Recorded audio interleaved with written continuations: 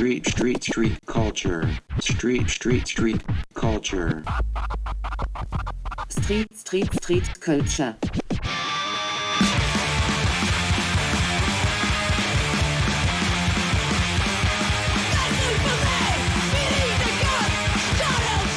On est dans l'atelier secret de Royal Béton et de Mondo Zero. Donc Royal Béton, c'est un duo de peintres composé de Frixity et de Duche, moi-même.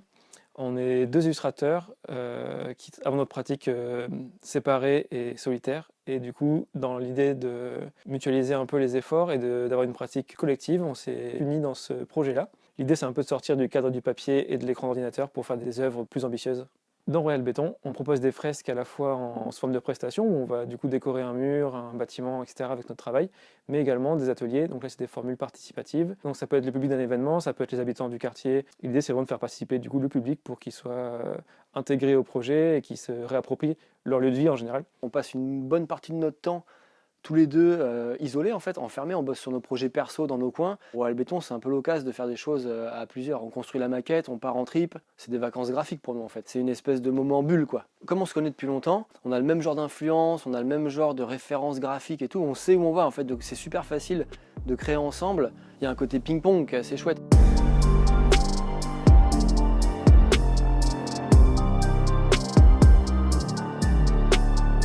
Alors en plus de Royal Béton, donc, qui est notre duo, on a nos pratiques solo d'illustration et également une maison d'édition qui s'appelle Mondo Zero qu'on a monté à 4 avec Thibaut Glaise et Nicolas Oulès. On se nourrit des mêmes choses, on digère tout ça et puis on le ressort sous forme de visuels qu'on publie dans des fanzines, des affiches, etc. Il y a un côté un peu goodies, pop, parce qu'on est tous génération 80-90 quoi. Et donc il y a ce petit objet packaging qu'on aime bien. C'est un peu fun et léger, un peu débile et testostéroné quoi. On aimait bien ces films avec lesquels on a grandi, surtout quand on était petit, où ça explose dans tous les coins. Et c'est vrai que nous on se retrouvait pour les regarder chez les uns ou les autres avec forcément quoi, des pizzas, des boissons, etc. De ce contexte particulier est née la première édition du collectif qui s'appelle TV Party.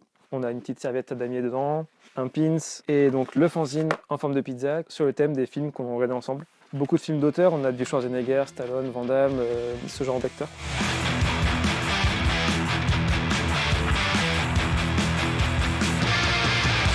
Ça fait des années que je dessine. Et j'ai appris sur le tard en fait un peu parce que j'étais pas très scolaire on va dire quoi. Donc moi je me suis plus nourri dans ce que je voyais autour de moi. À l'aube de l'adolescence, ce qui m'a impressionné c'est les pochettes de disques. Les pochettes de disques de métal et de punk. Et je me suis dit c'est ça qu'il faut que je fasse en fait. Il y a un truc visuel addictif chez moi. Du coup aujourd'hui c'est juste la même chose que je faisais quand j'étais enfant, juste que je l'ai professionnalisé quoi.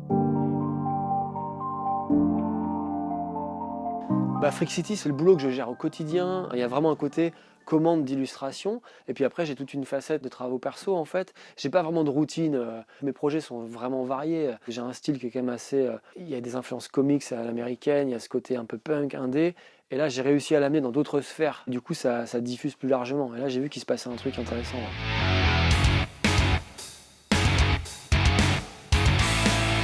Moi j'ai fait des études d'art appliqué et les beaux-arts. Après j'ai pas vraiment le sentiment que ça m'ait beaucoup apporté au niveau technique. Je pense que de ce point de vue-là, il n'y a rien de mieux que la curiosité et puis la pratique d'atelier et les travaux personnels. C'est ça qui forme le plus au final.